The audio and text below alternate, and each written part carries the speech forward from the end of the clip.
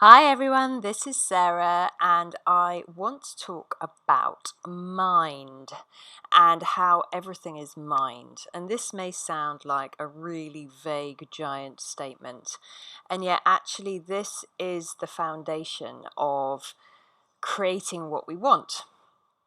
And just to tell you a little bit about how I've come to this conclusion, I started out about over 20 years ago. I had an absolute fascination with pyramidology, with ancient Egypt, and I did a lot of study into the Emerald Tablets and the prophecies of Thoth and a lot of the Hermetic principles.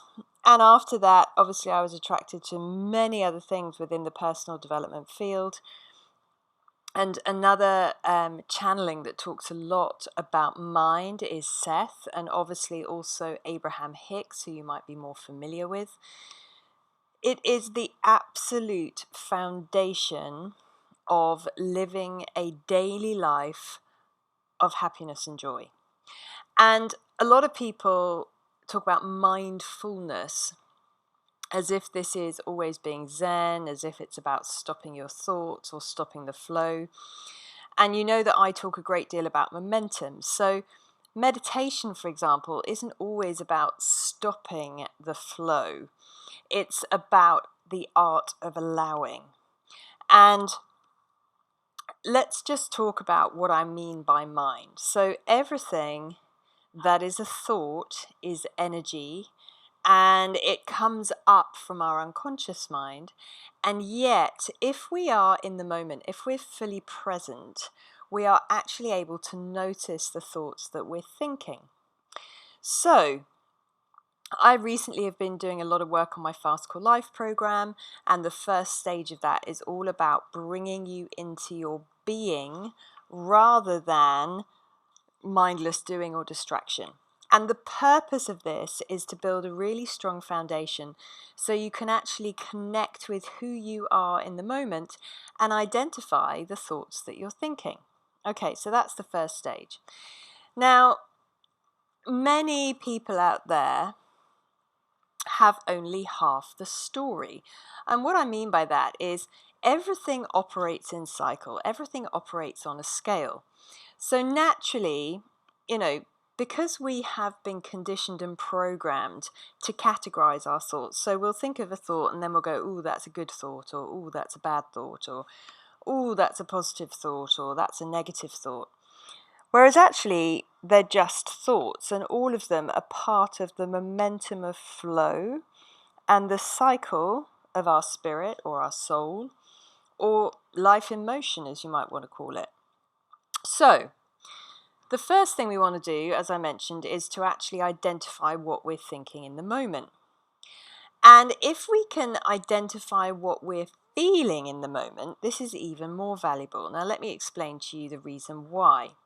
So, for those of you who've been interested in personal development for a long time, you will probably have heard many times that whatever you create in your mind, you actually manifest in the physical world.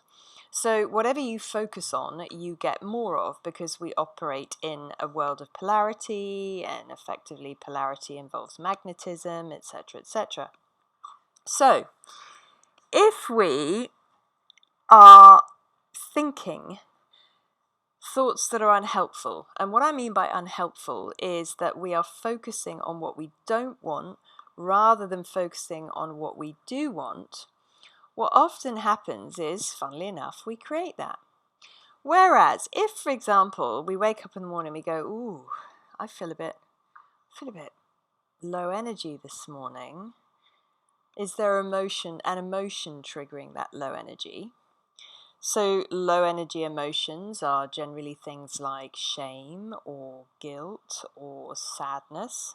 And our higher energy emotions are things like anger and fear.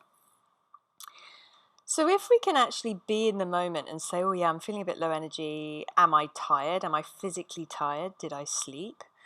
And then follow an appropriate doing path based on how we're feeling. And at this point, you might be going, well, hang on a minute, I still have to go to work. So I'm not talking about the actual act of doing. What I mean is, let's say we wake up and we're feeling low energy. Well, maybe we wouldn't choose to go on a run on a morning where we feel low energy. We may say, well, actually, if I go on a run, it's going to raise my vibration. And if running is generally something that you do, then that could also work. However, we might say, you know what, I'm just going to nurture myself because I'm having this low energy feeling. And I might instead have, breakfast, and then I might walk quietly to the station if I'm getting on a train, or I might sit quietly in my car, or perhaps I'm going to play some soothing music in my car, or perhaps I'm going to listen to a funny radio station with a view to saying, okay, I want to raise my vibration. The point is, if we actually can sense, and it is a sense rather than a thought, what we're feeling in the moment. Let's say we're feeling, sad. Then we can go, yeah, I'm feeling sad. And this thought is just an observation. Whereas the minute we start to identify the why we're feeling sad, funny enough, we start to bring in the focus of what we don't want. So we might say, oh, yeah, I'm feeling really sad today because I'm really not looking forward to going to work, and I don't really enjoy my job. I don't know why I'm even doing my job. Why am I doing my job? I don't enjoy my job. I don't feel particularly connected to my colleagues. I suppose it earns me money, but it just doesn't feed my soul. Now, notice what happens when we start on the thought process of why we're feeling sad. We're really, really starting to hone in on unhelpful thoughts that create more of what we don't want. Whereas if we go, okay, I'm feeling sad, I'm gonna nurture myself a bit today because I'm feeling sad, then this is a much more helpful thought pattern. And by feeling and sensing that emotion in the now, rather than going onto the hamster wheel of all the things we don't want and all the things that are wrong with our world, we just accept that we're feeling sad and we go, okay, I'm just going to give myself a bit of TLC today. It's a much more powerful position to take.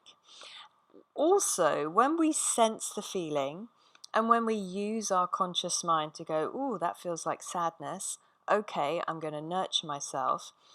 In that process, we can also use our incredibly powerful conscious mind to direct our thoughts in the way that we want. What I mean specifically is, we wake up in the morning, we feel low energy, we go, oh, that feels like sadness. Okay, oh, I'm going to look after myself a bit today because I really deserve that, and I've been working hard, and actually it's okay for me to take my journey today a little bit more slowly. It's okay for me to take quiet time to recuperate, to reset, and to get to a place where I'm rested and my vibration can rise again. And I know that sadness is just part of the cycle. And the polar opposite of sadness is not sadness. And actually, as I move around the circle of my emotions, there are a lot of positive emotions on the way to not sadness. So actually, this is fine. It's okay. I'm feeling sad. Who knows why? It is what it is. And then we can also consciously recognize the things that we can do. So actually, do I want to have a little short nap during the day today? Do I want to reset my sleep? Do I want to sit quietly? Do I want to listen to music? And we start to really focus internally as to how we can nurture ourselves. In the same way, when you wake up and you are feeling happy, interestingly enough, because there's a lot of alignment when we're feeling happy, we don't necessarily have that logical monologue that's going on. We might go, ooh, I feel happy today. And at which point, when we know we're feeling happy, we can start to use, oh, I'm happy about this, and I'm happy about this, and I'm happy about this, and this is wonderful, which is essentially the gratitude technique. It's just that it isn't a technique when we're happy because it happens in natural flow. We are naturally focusing our thoughts towards more of what we want. Oh, it's a sunny day, isn't that lovely? Oh, that sun feels great on my face. Oh, it's nice and warm. My body feels relaxed. I feel at ease. Wow, I feel energetic. I think I'm going to go for a run this morning. Wow, okay, great. What else can I do? Ooh, who shall I call? Who would I like to speak with today? This natural flow, if you really think about it, happens kind of automatically when your energy vibration is high, when you're experiencing happy emotions, when you're experiencing calm and peace. You feel very stable. So, mind is everything. If we can be mindful, which effectively means if we can be in the present moment, as in if we can feel with our senses in the present moment where we are on the scale of the cycle of life, we can act accordingly, and you may even say we can act responsibly towards ourselves, whereby we say, yeah, actually I'm feeling like this, and this is the quickest way that I have learned to get me back to the higher side of that vibrational circle. So that's what I'm going to do for myself, because I want more of that, please. That is what I want. And we start to use and actually create a habit in our unconscious mind. And as we all know, our unconscious mind drives every habit. And this is the reason that you don't consciously have to think about lifting your arm, putting the toothpaste on your toothbrush, brushing your teeth. You don't have to think about moving your hands over your body when you're having a shower to clean yourself. This is because this habit is in our unconscious mind. And in exactly the same way, our thought energy habits are in our unconscious mind.